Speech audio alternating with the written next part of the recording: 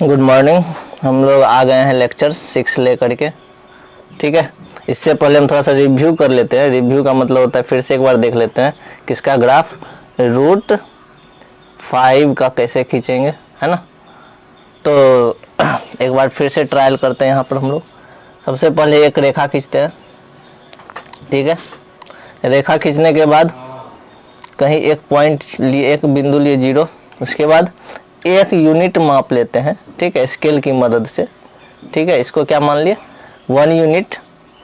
समझ में आ रहा है, ये 1 यूनिट मान लिया। यहाँ से यहाँ तक की दूरी क्या है, 1 यूनिट है। अब बोलोगे सर ये 1 सेंटीमीटर है कि 1 इंच है, वो तुम्हारे ऊपर डिपेंड करता है, तुम जितना भी ले लो, लेकिन ये यूनिट उतना ही होना चाहिए। ठीक है, तो यदि मान चलो ये 1 इंच है इसकी लंबाई, चलो उसी को 1 यूनिट मान लेते हैं।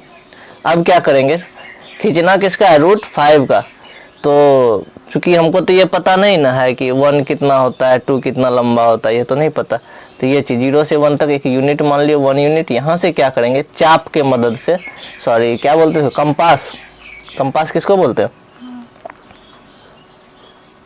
ये वाला, इसी को ना कंपास बोलते हैं। इधर लगा पेंसिल लगाने वाला रहता है ना। तो ये कंपास हो गया। तो इसके मदद से इसमें पेंसिल लगाएंगे तो ऐसे यहाँ पर सुई को यहाँ रखना है, पेंसिल को ऐसे घुमाएंगे। ठीक है, फिर यहाँ ले आएंगे सुई को, एक बार यहाँ कट करेंगे, फिर यहाँ पर ले आएंगे सुई को अगर पेंसिल से, फिर यहाँ कट करेंगे। ठीक है, फिर यहाँ से ये 60 टोटल देखो, ये 60 डिग्री 60 डिग्री 60 डिग्री 180 डिग्री। हम लोग जानते हैं कि रेखा पर कितने डिग्री का कोण बनता है, 180 डिग्री का कोण बनता है। तो अब देख लो, यहाँ 60 से ऊपर काटो, इस पॉइंट से ऊपर काटो। ठीक है, पेंसिल की मदद से सुई यहीं रखना है यहाँ। तो यहाँ पर क्या हो जाएगा, ये 90 डिग्री बन जाएगा, बनेगा ना। जब ये 90 डिग्री बनेगा, 90 डिग्री खींच लिया स्केल के मदद से।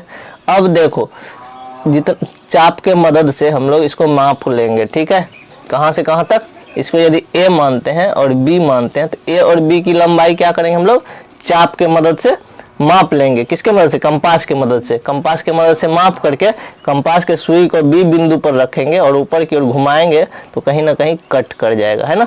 इसको मान लेंगे हम लोग C मान लेंगे। देखो इतने बड़ा, जितना AB बड़ा है उतना ही बड़ा हम लोग कौन खींचे, BC को काटे, है ना। तो ये भी कितना हो गया मेरा, 1 यूनिट हो गया, हुआ ना। अब देखो AC को मिला दो, तो AC को मिला दिए तो क्या हो गया, अब AC निकल जाएगा, निकलेगा ना।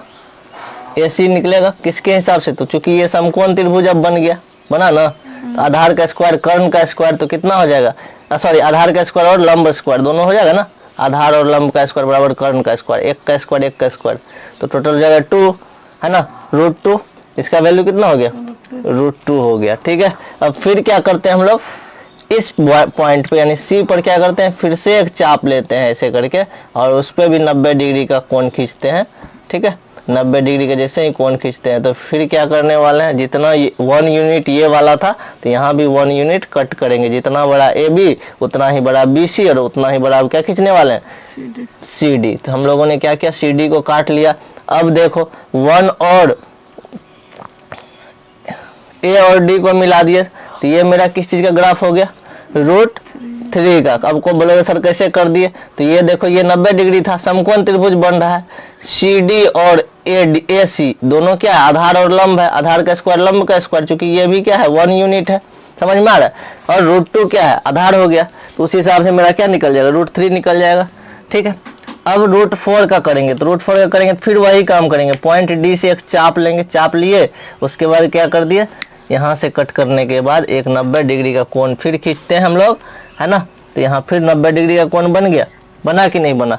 अब देखो ये CD, जितना बड़ा AB उतना ही बड़ा CD, उतना ही बड़ा, सॉरी AB BC CD और क्या आप लेने वाले DE ले लेते हैं। कट किए, D पर रखे कंपास के सुई को और यहाँ से इसको कट कर दिए। ठीक है, जैसे ही कट किए तो अब D के बाद E मान लेते हैं इसको, अब AE को मिला दो।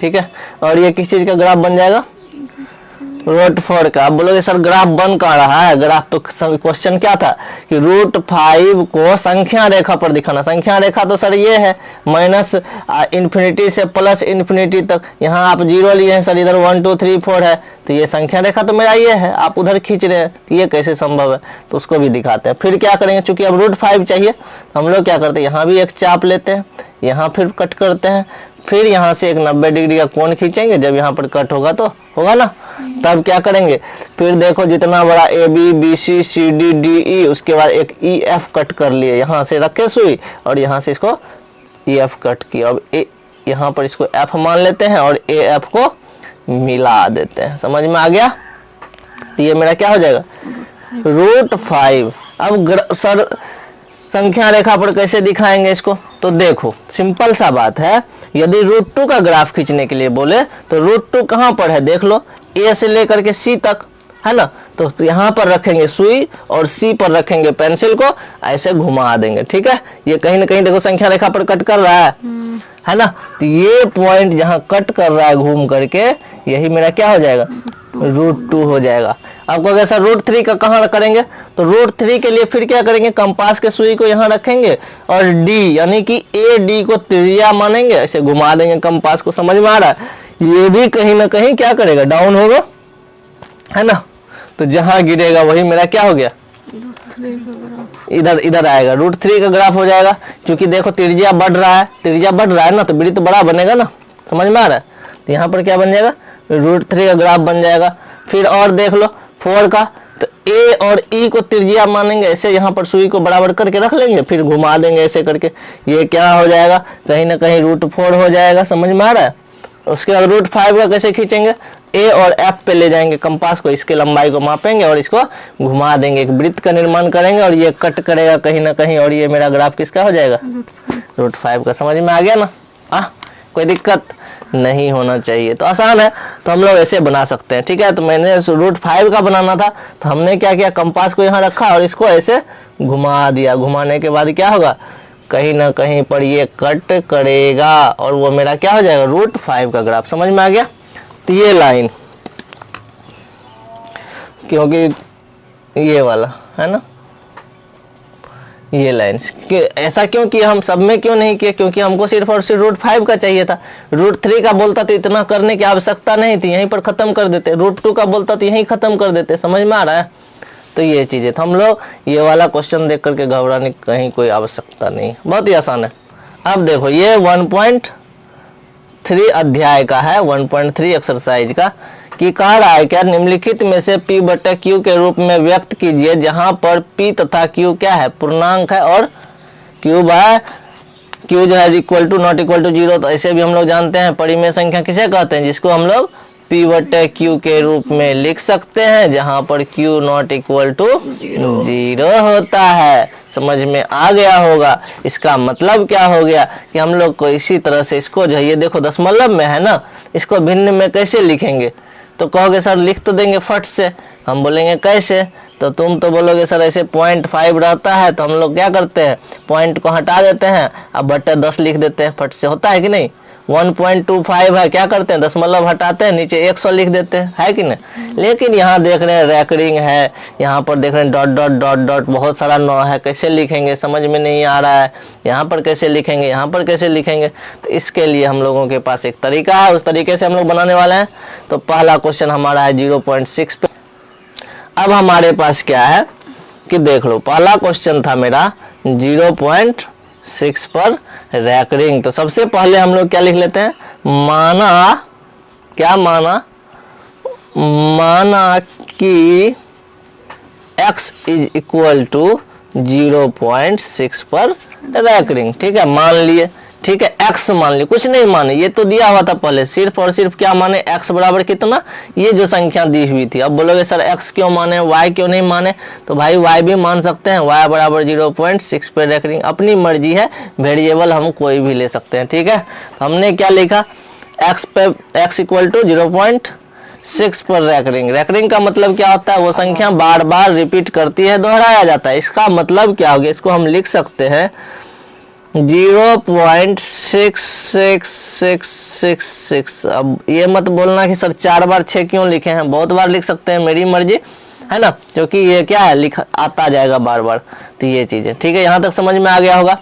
ठीक है, हम लोग क्या करते हैं अब इसको मान लेते हैं इक्वेशन 1 मान लेते हैं। ठीक है, एक चीज और बता देते हैं कि देखो यहाँ पर जो हम लोग ये बनाएंगे ना, तो यदि जीरो जैसे कि 0.3 पर रख रही है, ठीक है, और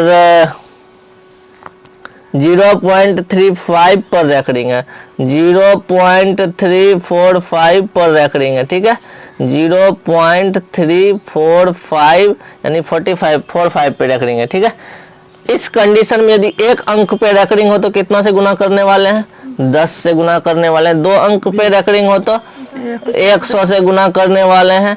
3 अंक पे हो तो 1000 से गुना करने वाले हैं।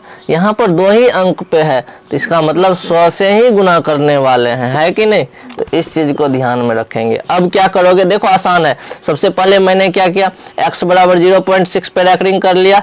उसको हम इस तरह से भी लिख सकते हैं, हम लोग जानते हैं। अब क्या करेंगे, दोनों तरफ, दोनों का मतलब क्या हो गया, ये हो गया मेरा बायां साइड, ये हो गया दाहिना साइड, है ना। तो दोनों तरफ, जिसको RHS LHS बोलते हैं, दोनों तरफ कितने से गुना करोगे, 10 से गुना करने पर, 10 से गुना करने पर, देखो बायां साइड 10 से गुना किए तो कितना हो जाएगा, 10 गुना x, तो 10x हो गया। और इधर जब 10 से गुना करोगे तो क्या हो जाएगा भाई, जैसे ही 10 से गुना करेंगे, दशमलव कब होगा, जब भी 0 से गुना होगा एक्स्ट्रा से, दशमलव इधर खिसकेगा, है ना। तो यहाँ पर हो जाएगा 6.6666 डॉट डॉट डॉट। ठीक है, अब बोलोगे सर यहाँ 4 ही 6 था तो इसको कैसे कर दिए आप, तो 0.6666 था ना, इसमें जब 10 से गुना करेंगे तो क्या हो जाएगा, 1 0 और आ जाएगा ना। लेकिन 4 ही अंक पहले दशमलव था तो दशमलव कहाँ आ जाएगा, यहाँ आ जाएगा ना। बात समझ में आ रहा है, क्या किए, ये पूरा संख्या है, मान चलो 4 गो 6 था तो टोटल क्या आता, 6 6 6, एगो 0 ये 10 का आ जाता ना। लेकिन दशमलव कितने अंक पहले लगाते, 4 अंक पहले, 1 2 3 4, तो यहाँ से गिनो 1 2 3 4, तो 1 अंक खिसका ना, दशमलव मैंने कहाँ दे दिया, यहाँ दिया। समझ में आया। अब बोलोगे फिर सर ये एक्स्ट्रा 6 ले आए, तो देखो बाबू हमने बताया कि यहाँ डॉट डॉट दिए, इसका मतलब बहुत सारे 6 है उसमें।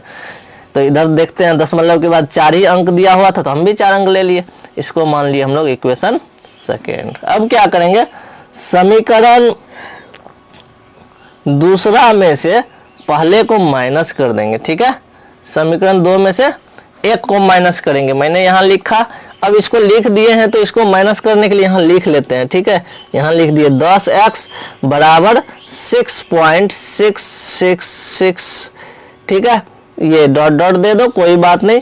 पहला समीकरण क्या है, क्योंकि दूसरा में से पहला को घटाना है, पहले दूसरा लिख लिए, फिर क्या लिखेंगे, पहला।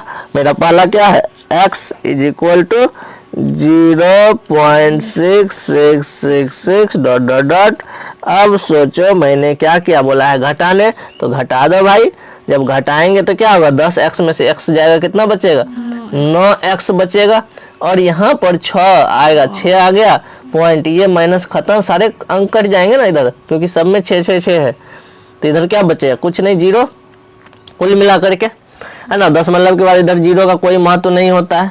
इसका मतलब क्या हो गया, x इज इक्वल टू 6/9 हो जाएगा। बोलोगे 9 सर नीचे क्यों दिए, चूंकि यहाँ गुना में था तो इधर भाग में आ गया। अब ये कैंसिल भी हो रहा है, तो ये हो गया 3 दूना 6, 3 तिया 9, यानी कि हमारा जो वैल्यू था वो क्या आ गया, 2/3। और x किसको माने थे, इसीलिए मेरा हो गया 0.6 पे रेकरिंग इज इक्वल टू कितना हो गया, 2/3। देखो परिमेय संख्या हम बदल दिए ना, तो यही मेरा आंसर हो गया, है कि नहीं। इस तरह से हम लोग आसानी से बना सकते हैं, बहुत ही आसान। तो सबसे पहला काम क्या करेंगे, हम लोग मान लेते हैं कि इसका ये क्या है, x बराबर है ना। तो कहोगे सर y मानिए, चलो y मान लेते हैं।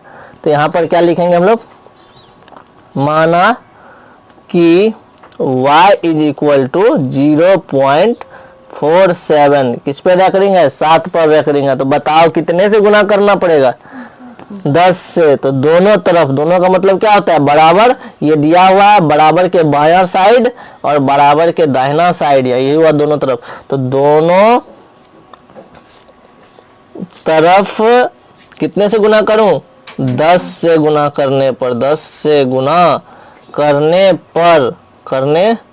पर क्या हो जाएगा। सबसे पहले तो बोलोगे सर आपने क्या किया, उसमें तो एक लाइन और लिखे थे, तो हम एक लाइन और लिख देते हैं। y बराबर क्या लिख सकते हैं, 0.4777 डॉट डॉट डॉट डॉट।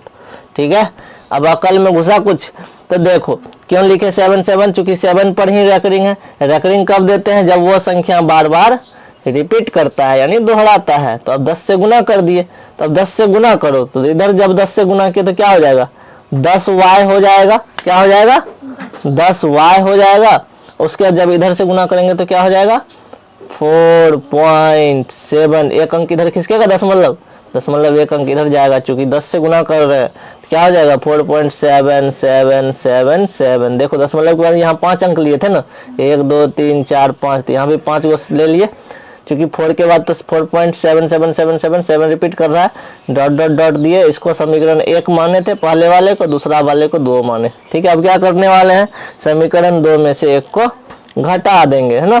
तो समीकरण 2 माइनस 1 करने वाले हैं। तो यहाँ पर क्या हो जाए, फिर से लिख लो ताकि जो है गड़बड़ाए नहीं, कंफ्यूजन ना हो जाए तुम लोगों को।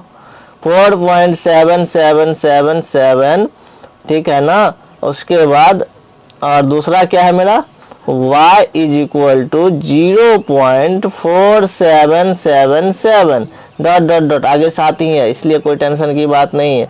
अब माइनस का साइन यहाँ भी, यहाँ घट के हो गया 9y, और इधर क्या हो गया, इधर देखो यहाँ पर आया 4.7 में से 4 गया, कितना बच गया, 3। इधर बाकी सब तो सेम, तो ये कैंसिल हुआ ना, तो आया कितना 4.3। तो y इज इक्वल टू हो जाएगा 4.3/9, और क्या हो जाएगा 4.3, पॉइंट को जब हटाएंगे तो नीचे क्या आ जाएगा, 0 आ जाएगा। तो 9 इतना लिख सकते हैं। हाँ, दशमलव हटाएंगे तो यहाँ क्या आएगा, 0 आएगा ना, तो 43/90। तो मेरा आंसर आ गया ना। तो यानी मेरा क्या हो गया, कुल मिलाकर के हम ये क्या बोल सकते हैं, हमारा क्या था, वो जो वैल्यू था 0.47 पे रेकरिंग, इसका जो मान आया हमारा परिमेय संख्या वो कितना आया, 43/90, यानी 43/90 इसको डिवाइड करेंगे ना तो इतना ही आएगा। ठीक है, चलेगा। अब देखो यहाँ पर ये इस वाले क्वेश्चन में क्या है, 3 अंक पे रेकरिंग है, इसलिए दोनों तरफ यहाँ पर कितना से गुना करने वाले हैं, 1000 से गुना करेंगे, बाकी प्रोसेस वही रहेगा, है ना। जब 1000 से गुना करेंगे दशमलव किधर खिसकेगा, इधर खिसकेगा, 3 अंक बाद, यानी क्या हो जाएगा, दशमलव आ जाएगा तुम्हारा 1.000 करके इस तरह से आएगा। ठीक है, बना लेना। उसके बाद ये क्या है, दिखने में सिर्फ ऐसा लग रहा है, इसका मतलब तो यही हुआ 0.9 पे रेकरिंग नहीं हुआ। तो यानी कि ये वाला क्वेश्चन और पहला वाला क्वेश्चन दोनों एक ही जैसा है ना। उसी चीज को बच्चों को कंफ्यूजन में डालने के लिए जो है ना ऐसा लिख दिया है कि जो है इस तरह से बच्चा सोचेगा कैसे करे। तो ये क्या है, ये तो 0.9 पर रेकरिंग ही है, और इस तरह से हम इसको भी बना सकते हैं। तो देखना और ये आराम से बनाना, फिर हम लोग अगले लेक्चर में आते हैं बहुत ही जल्दी।